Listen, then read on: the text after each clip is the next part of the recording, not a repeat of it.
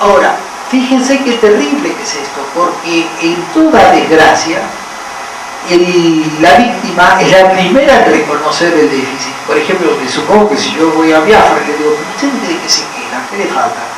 Comida.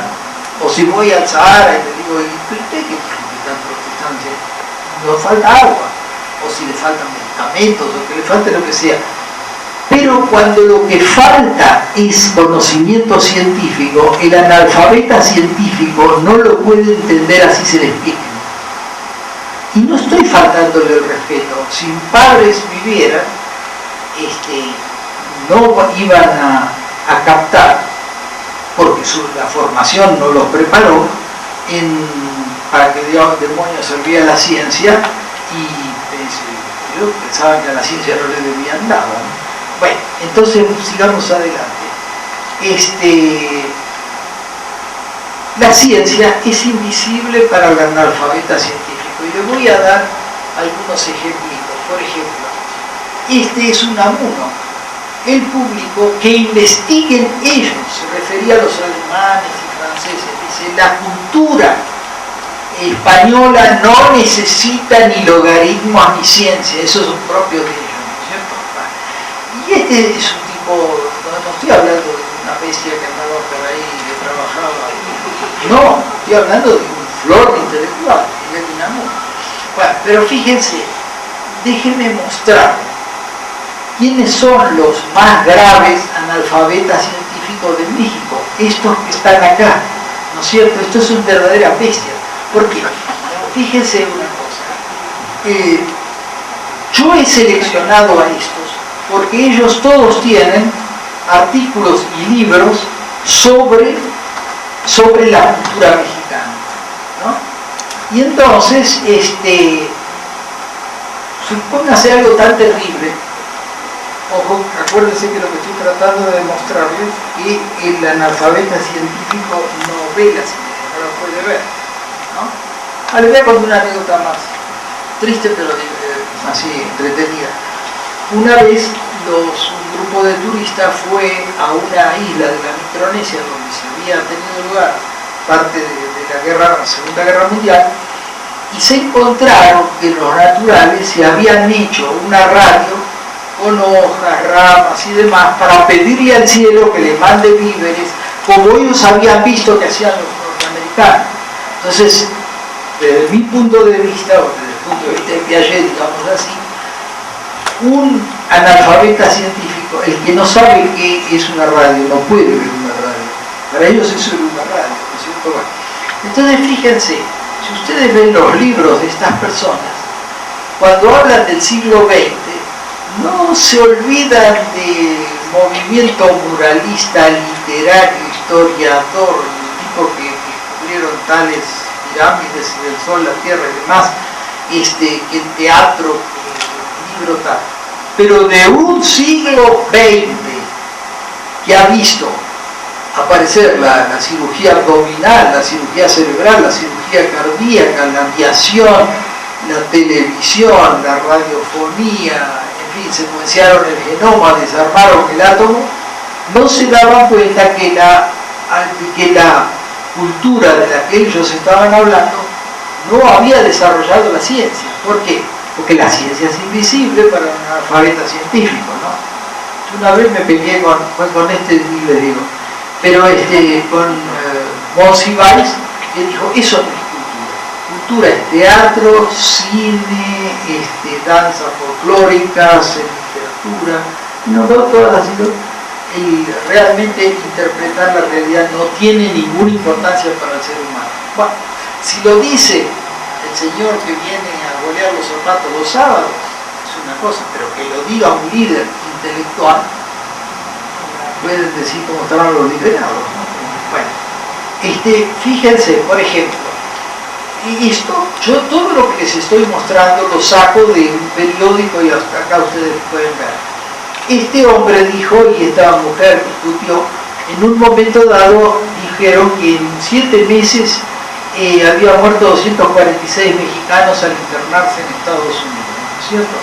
Entonces, se lo atribuyeron a que en ese momento estaba Calderón y no lo había ido a ver a Obama, a que los norteamericanos eran malos, a que eran crueles, a que hacían... Pero nadie pudo decir, pero de este lado tienen algo que se llama ciencia y tecnología, que le puede dar trabajo a 18 millones de mexicanos, porque la ciencia es invisible para el analfabeta científico, y no me quiero detener más en esto.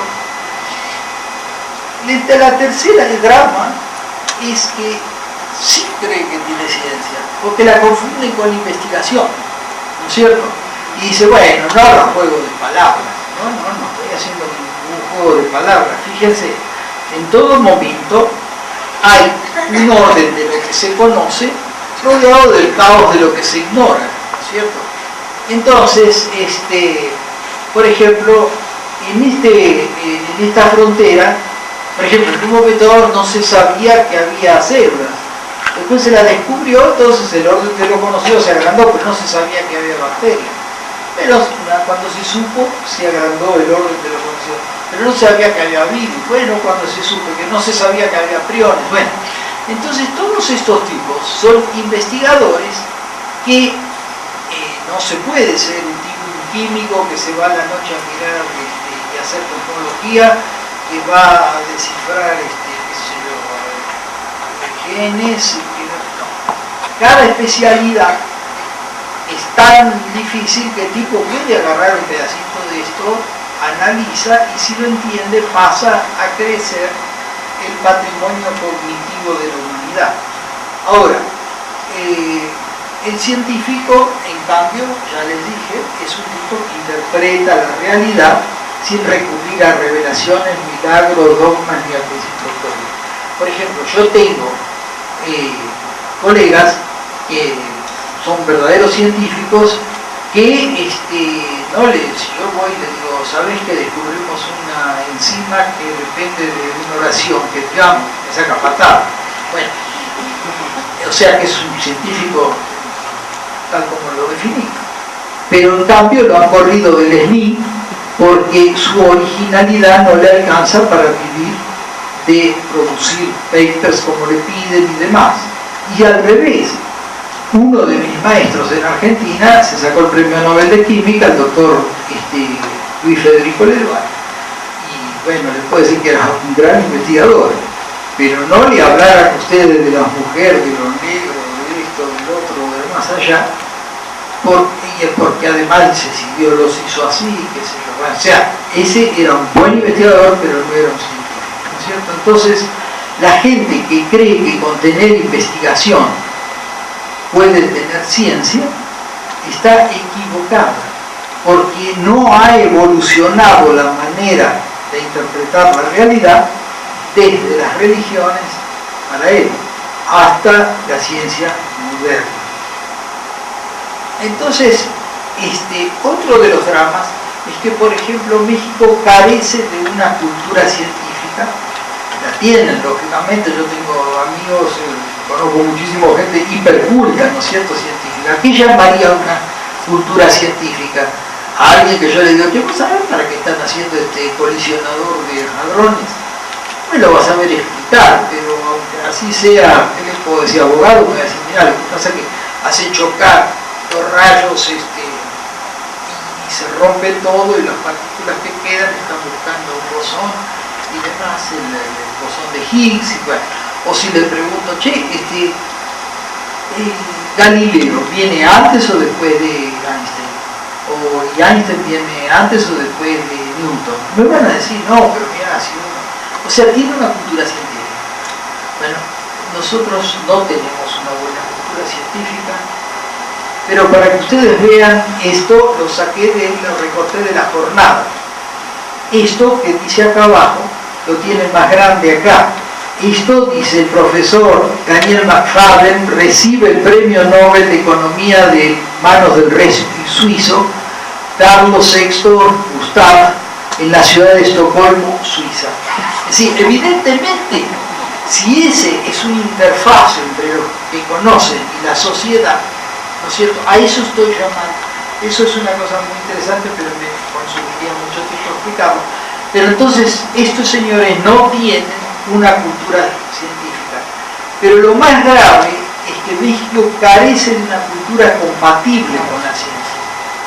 Yo les dije que no quiero hacer, o sea que es distinto decir científica que compatible con la ciencia. No, vamos a hacerlo clarito para que todo el mundo salga, por lo menos teniendo el mismo tipo de error.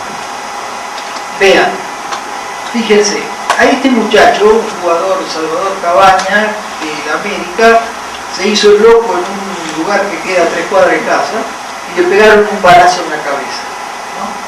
Entonces yo era en ese momento, hay un cuerpo de directivos que el cuerpo de gobierno que nos reúne una vez al año para decir que el director hizo las cosas bien y darle crédito por un año más.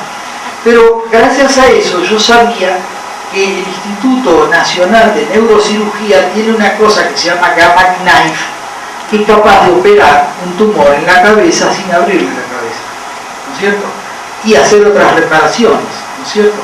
Bueno, entonces este señor era el neurocirujano que todas las noches aparecía por TV diciendo cómo seguía qué le habían hecho y qué sé yo.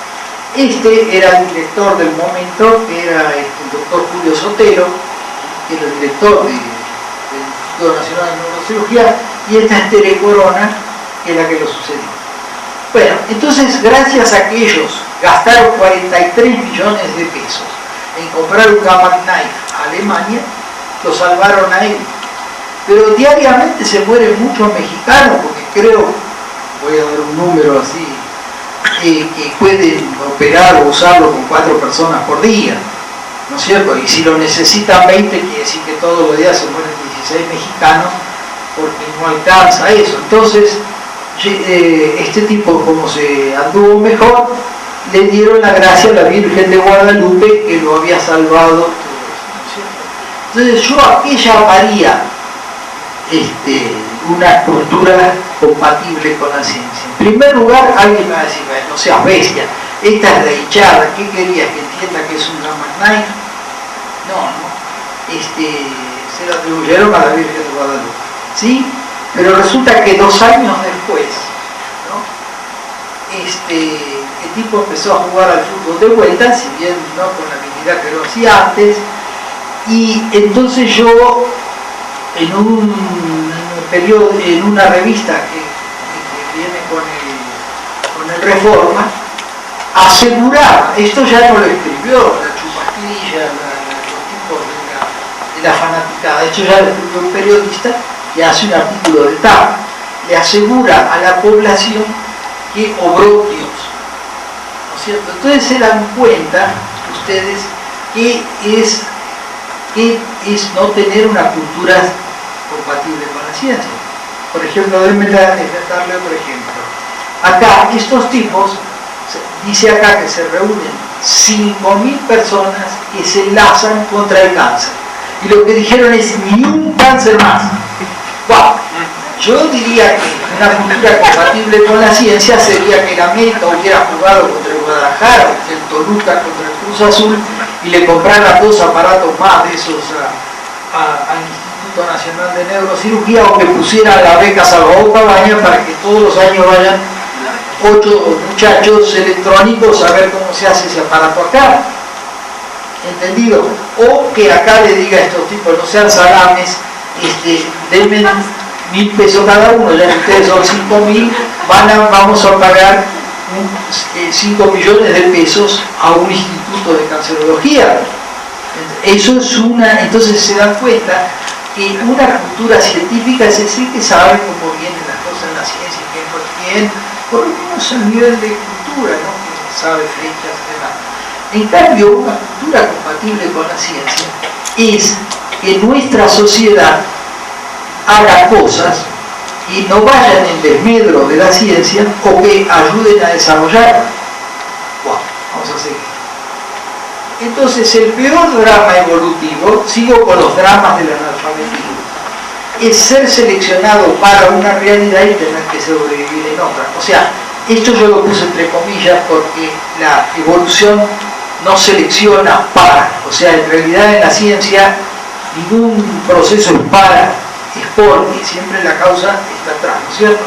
Pero lo pongo acá en el sentido de que cuando Vamos a dar un ejemplito. Por ejemplo, este muchacho que está acá es una guacamaya que está especialmente seleccionado a lo largo de millones de años para estar adaptado a una realidad que es la del Ecuador, algo así. Y este otro bicho está seleccionado para otro tipo de realidad. Si yo pongo a este acá y a este acá, se muere, ¿no es cierto? Porque es una realidad para la cual él no está preparado. Si entendieron esto, pasemos al siguiente ejemplo. Déjenme ver que en un momento dado el mundo sigue andando, vamos a decir, y entonces deja atrás al analfabeta científico. Pero yo le dije que yo soy muy ambicioso y quiero explicar a todos los seres vivos, no solamente al ser humano. Por eso le quiero dar un ejemplo con la llamada Gypsy Moth. Gypsy Moth, polilla gitana, devasta los árboles frutales, o cierto tipo de árboles frutales. Entonces, para que se reproduzcan, o sea, le pusieron DDT entonces mataron mucho, pero sobrevivió, digamos, 5 o 10%, y al año siguiente los bichos las Gypsy Moth que habían salido eran descendientes de esas que habían resistido, y le pusieron más DDT, se murieron, y así llegó un momento que tenían que poner tanto DDT que la gente empezaba a enfermarse y los tipos seguían más bien. Entonces acá viene la ciencia. Acuérdense que lo que estoy tratando de dar es cómo la ciencia nos puede cambiar la realidad. Entonces, ¿qué hicieron? Y dice, bueno, para que se reproduzcan, el polillo tiene que encontrar a su polilla, ¿no es cierto? ¿Cómo lo encuentra? Por una cosa que se llama feromona. ¿Y qué son las feromonas? Bueno, son unas moléculas chiquititas, por eso flotan en el aire, bla, bla, bla, bla. Y entonces empezaron a hacer, las sintetizamos en el laboratorio. Entonces fumigaron, no ya con DDT, sino con esto. Entonces,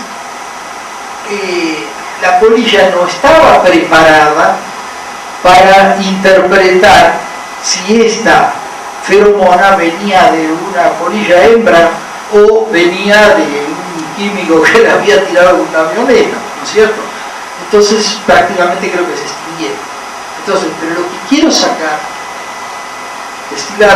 de adelante la anécdota y quedarme con la idea de que la ciencia le cambió la realidad por una que no puede interpretar, y así le fue.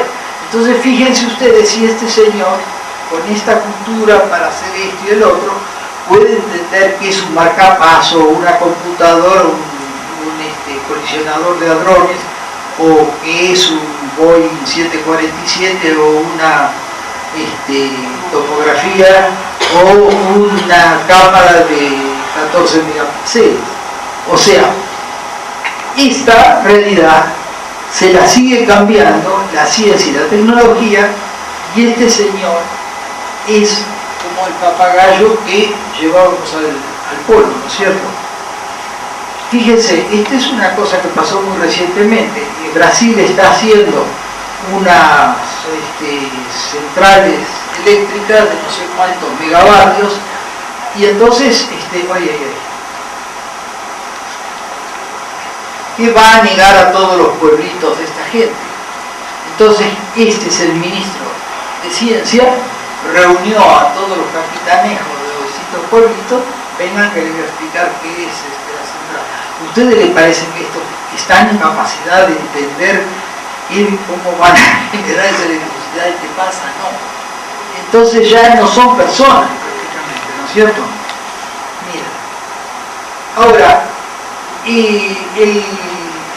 el séptimo drama es que la víctima continúa, el analfabeta científico es víctima continua de una intoxicación cognitiva, ¿no es cierto? Y entonces nosotros en nuestro supermercado vamos y para evitar una intoxicación con la leche le dice: esta leche se puede vender hasta el día, qué sé yo, 4 de septiembre, y esta mantequilla se tiene que tirar antes de esta fecha, y este medicamento no lo pueden tomar mujeres embarazadas, y además la fecha de vencimiento está lo cual. Pero la intoxicación cognitiva tiene vía libre. Fíjense, este es el Papa Juan Pablo II, en su última visita a México, vino un día a eso de las 3, 4 de la tarde, muy soleado, muy despejado de nubes y demás, y esta mujer dijo por televisión, ¿no es cierto? Fíjense hasta qué punto la Virgen de Guadalupe quiere al Papa, que hizo brillar el sol y despejó la nube para recibirlo. Entonces, yo no sé cuántos gente lee los libros de nuestros divulgadores para saber por qué brilla el sol y por qué hay nubes o por qué hace frío o por qué hace calor, ¿no es cierto? Pero sé que eso le cayó en la cabeza, es como aplastarle la masa encefálica con un hierro oxidado a toda la gente de México que vio con sus propios ojos que es cierto, la Virgen de Guadalupe despejó las nubes e hizo brillar el sol. O sea, el sol, una deidad, lo puede hacer brillar, ¿no es cierto? Y eso no está penalizado. O sea, no hay, si ustedes le ponen, por ejemplo, no sé qué, al río tal, es un desecho de una minera o algo así, va a ser penalizado porque está intoxicando a la gente. Pero la intoxicación cognitiva tiene vía libre. Al mexicano, y digo mexicano, pero de cualquier país del tercer mundo, puede ser intoxicado cognitivamente que tiene vía libre, ¿no es cierto? Y fíjense cuáles son las consecuencias. Acá esta muchacha, la alcaldesa, entrega al Señor Jesucristo la llave de Monterrey, y acá lo declara enfáticamente, y acá otro tipo dice, oren a Dios para que llueva, pide Herrera Caldera a los duranguenses. O sea, eso lo está haciendo un líder político, no lo está haciendo un tipo en el manicomio, ¿se da cuenta? Y esto es una mujer que alguien la puso al frente de las cosas que está. Entonces se dan cuenta que si yo estoy allá en Durango y empieza a andar bien las cosas, les digo, y sí, va a ser porque la alcaldesa esta le entregó la llave a Jesucristo. Entonces continuamente nuestra población está siendo intoxicada cognitivamente. Ahora, el analfabeta científico está atrapado en una etapa evolutiva, por ejemplo, del catolicismo romano, que cree que la suya es la manera verdadera de interpretar la realidad, ¿no es cierto? Y lucha porque ahí se detenga la evolución y la manera de interpretar la realidad. O sea, ella sabe que esto es así. Entonces se opone, y esto tiene consecuencias muy, muy graves. Vean, yo no sé si ustedes conocen qué es la medicina evolucionista. Bueno, como me llevaría demasiado tiempo explicarlo, a ver, voy a dar un ejemplito nomás. Esto, por ejemplo. Supónganse que los marcianos existen y quieren ayudar a los terráqueos y hay un incendio y ven los terráqueos que vienen bomberos con una manguera,